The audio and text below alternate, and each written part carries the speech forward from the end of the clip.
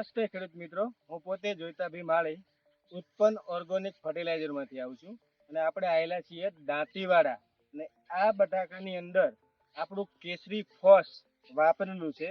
તો આપણે total review ખેડૂત જોડેથી લેશું. નમસ્તે. નમસ્તે. આપનું નામ? રમેશભાઈ સોનાજી માળી, ગામ? ગામ દાંતીવાડા, તાલુકો દાંતીવાડા. બરોબર. આપનો મોબાઈલ નંબર? Mobile number 9722807425. હવે આપણે રમેશભાઈ, આપણે આની અંદર જે તમે કેસરી ફોસ વાપર્યું છે, કેટલી બેગ વાપર્યું છે? મેં એકરે 2 બેગ વાપરી છે. હા, તો કુલ કેટલી બેગ વાપરી છે? મેં 40 બેગ લઈ હતી.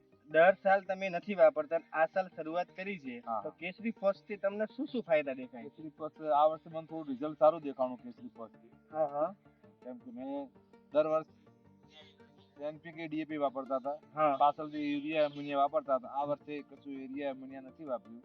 અત્યાર સુધી કોઈ યુરિયા કે એમોનિયમ સલ્ફેટ આપ્યું જ નથી. શું આપ્યું છે? અત્યારે ઓલરેડી તમારા બટાકા 35 દિવસ આજુબાજુના થઈ ગયા, 40 દિવસના થઈ ગયા છે અને હજી સુધી કોઈ યુરિયા વાપર્યું નથી. ખેડૂત મિત્રો, હા. તમે આ પ્લોટ ખરેખર જોઈ શકો છો. દાંતીવાડાની અંદર બિલકુલ યુરિયા કે એમોનિયમ સલ્ફેટ આપેલું નથી. કેસરી ફોસ ઉપર વાવેતર થયેલું છે. કેસરી ફોસ વિશે તમે બધા ખેડૂતોને શું કહેવા માંગો? વપરાય કે ના વપરાય? કેસરી ફર્સ્ટ આમ રિઝલ્ટ મને લાગ્યું છે કે કેસરી ફર્સ્ટ વપરાય. વપરાય ને?